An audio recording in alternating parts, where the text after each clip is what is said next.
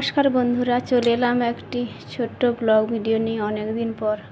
তো বন্ধুরা, গলা শুনে বুঝতে পারছেন যে শরীর খুবই অসুস্থ। তো হ্যাঁ বন্ধুরা, যতই সব কিছু গোছগাছ করে রাখতে চাই, সংসারে কাজকর্ম সব কিছু ভাবি যে এবার থেকে ভালো করে সব কিছু হবে, সংসারে কাজকর্ম এবং ভিডিও, ভালো ভিডিও করব, সময় মতো ভিডিও আপলোড করব, সব কিছু করব, বাচ্চাদের ঠিকঠাকভাবে পড়াশোনা করাবো, সেসব হয়ে ওঠে না। যত সব কিছু গোছাতে যাই সব কিছুই এলোমেলো হয়ে যায়, পারি না গোছাতে। এই যে শরীরের একটি অসুখ সব তছনছ করে দিচ্ছে। তো বন্ধুরা দেখলেন, আমি ওই সকালে উঠে ঘর গোছগাছ করেছি যতটা পেরেছি, দিয়ে ওই ছোটোটাকে পড়াতে বসেছি। আর আমি ওই যে চাল কুমড়ো চচ্চড়ি আর এই ভাত রান্না করেছি। তো ওরা খেয়ে দিয়ে স্কুলে গেল, ওদের স্কুলে বের করে দিয়ে আমি কী করব, এই যে এত সব জিনিস কাছাকাছি একটু করলাম, মানে সব বেডশিটগুলো পাল্টে দিয়েছি।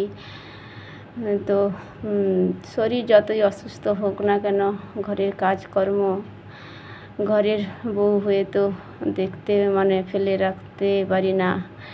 তো শরীরটা অসুস্থ, তাই এই মানে করতে পারছিলাম না কয়েকদিন। একটু ঘর বাড়ি পরিষ্কার তো একটু করলাম, জানি না এরপরে শরীরটা আরও বেশি অসুস্থ হবে। তো যাই হোক, দেখতেও পাচ্ছি না, ভগবানকে বলছি যত সময় শরীরে প্রাণ রয়েছে তত সময় তো সংসারে কাজকর্ম দেখাশোনাই করতে হবে। এই তো নিয়ম। সংসার বড় মায়ার জায়গা, তিল তিল করে একটা সংসারকে গড়ে তুলে মেয়েরা, তাদের এত মায়া পড়ে যায়। তো এই যে আমার এই ঠাকুর মন্দিরটা,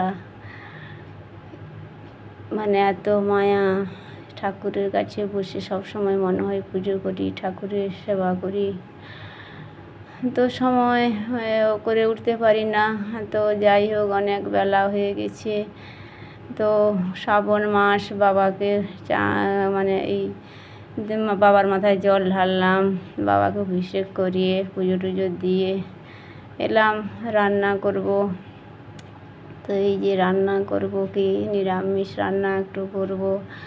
কয়দিন শুধু সিদ্ধ ভাত খেয়ে থেকেছি, তো তার জন্য ভাবছি একটু রান্না করি। তো এই যে রান্না করেছি শাক চচ্চড়ি, তারপরে ওই এই যে টক রান্না করেছি, মুখে অরুচি একদম। আর এই আমাদের বাগানে তো এই মিষ্টি কুমড়োর গাছ হয়েছে, ডাঁটা কেটে এনে আলু ঝিঙে দিয়ে মানে ঝাল ঝাল রান্না করেছি। একটুকু বসে বসে এই ডাঁটাগুলো চিবাবো। আর ওদের জন্য ডাল করেছি, আমার ছেলেরা তো সবজি খায় না, ওরা ওই শাক ভাজা আর দেখাবে। তো এটা পরের দিন শুভ্র এই যে আসছে, একটা ফ্লিপকার্ট থেকে একটা ওর প্যান্ট অর্ডার করেছিল ওর বাবা, সেইটা দোকানে দিয়ে গেছিলো, নিয়ে আসছে। তো এইটা আমার একদিনের ভিডিও নয়, মাঝে মধ্যে যখন পেরেছি একটু ভিডিও করে রেখেছি। শরীর অসুস্থ, তবুও মনে হচ্ছে যে আমি এতটা এসেই বারে বারে শুধু পিছিয়ে পড়ছি। যখনই ভাবছি যে ভিডিও কন্টিনিউ করব, একটু ভিডিও ভালোভাবে তৈরি করব, তখনই আবার পিছিয়ে পড়ছি, তখনই বেশি শরীর অসুস্থ হচ্ছে। তো শরীর অসুস্থ হোক যা হোক, ছেলেরা বায়না করছে মা একটু লুচি ঘুগনি খাবো। তো ছেলেরা তো এই শ্রাবণ মাসেও নিরামিষ খাচ্ছে, কি করব, মানে ছেলেদের তো মা হিসেবে ছেলেরা যা চায়, বাচ্চাদের ইচ্ছে পূরণ করতে ইচ্ছে হয়। তো যত কষ্ট হোক, আমি বলছি ঠিক আছে তোদের লুচি ঘুগনি করে খাওয়াবো বলে এই লুচি ঘুগনি করে দিচ্ছি। তো আমি বসে মানে বেলতেও পারছি না, আর এদিকে আমারও ভাত রান্না করেছি। আর ওদের জন্য এই যে লুচি করেছি, তো এটা জলের সিদ্ধ লুচি, শুভ্র খাবে আর আমি বলছি যে আমি এক পিস খাবো। তো এই যে ঘুগনি করেছি পাতলা করে, বেশি কিছু দিইনি, খুব সাদামাটা হবে। তো যাই হোক, এইটা ওদের সন্ধ্যাবেলা দিয়ে দিচ্ছি। ওদের স্যার এসেছিল, স্যার পড়িয়ে চলে গেছে, তো ওরা বসে খাচ্ছে। তো আমার এক দেওরের ছেলে ছিল, তো সে খেয়ে দিয়ে চলে গেল, সে ছিল সঙ্গে, আমি বলে তাকেও খেতে দিলাম। তো এটা তারপরের দিন। তো বন্ধুরা, যাই বলছিলাম, মেয়েরা যত সংসার গোছাতে চায়, যারা একটুকু বেশি ঘর গোছাতে চায়, একটুকু সংসারের দিকে একটু মায়া পড়ে, তো তাদের সেইটাই সহ্য হয় না। বলে না, অতি বড় ঘরণীর ঘর মানে ঘর পায় না, সেই রকম হয়েছে আমার। সব কিছু এত সাজানো গোছানো, এত তিল তিল করে করেও জানি না ভগবানের সেবা কয়দিন আর এই দিতে পারবো, এইটাই মনে মনে ভাবি।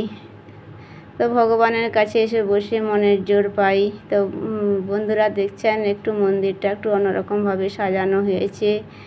তো এই যে সাপ ঢুকেছিল, তাই শঙ্কুর বাবা আমার শরীর অসুস্থ বলে বাড়ি এসে এই জায়গাটা পরিষ্কার করে দিয়েছে। তো মন্দিরটাও বেশ পরিষ্কার হয়েছে। তো ভাবছিলাম যে এই সাপ ঢোকা হয়তো এই কোনো সংকেত ছিল। মন্দির মানে ঘরগুলো, অন্যান্য রুমগুলো পরিষ্কার করছি। যাই হোক, এই মন্দিরে সিংহাসন টন টেনে তো পরিষ্কার করা হয়নি, একার দ্বারা তা সম্ভব নয়, তো করিনি। তো তাই সাপ ঢুকেই সেইটা করে দিল। তো যাই হোক, পুজো মোটামুটি যত বেলা হোক আর যাই হোক, যখন যেমন পাচ্ছি পুজো দিচ্ছি। বাবা তার মাস শ্রাবণ মাস। তো যাই হোক, অনেক দিন পর শঙ্কুর বাবা এই যে বাজার করে নিয়ে এলো। ছেলেটাও বাজারে যায় না, সময় পায় না, তার স্কুল, তার পরীক্ষা হচ্ছে। তো এই দোকান থেকে আলু নিয়ে চলে আসে, আর এই বাগানে যেই সব সবজি টবজি হচ্ছে সেইগুলো দিয়েই চলে যাচ্ছে। আর রান্নাবান্নাও সেই রকম তো শরীর অসুস্থর জন্য করা হয় না। তাই শঙ্কর বাবা বললো, না খেয়ে এরকম হয়েছে, এদিকে শ্রাবণ মাসে নিরামিষ খাচ্ছ, সেদিকে বলে এসে আমাকে 2 ব্যাগ বাজার করে এনে দিয়েছে। তো বন্ধুরা দেখুন, এই যে কত কিছু এনেছে। তো অনেক দিন পর এরকম বাজার করে নিয়ে এলো। তো শঙ্কর বাবা আবার চলে যাবে।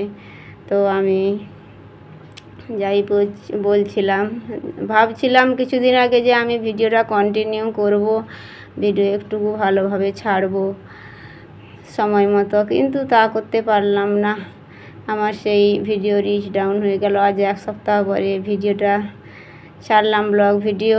তো বন্ধুরা একটু সাপোর্ট করবেন, সাথে থাকবেন, পাশে থাকবেন।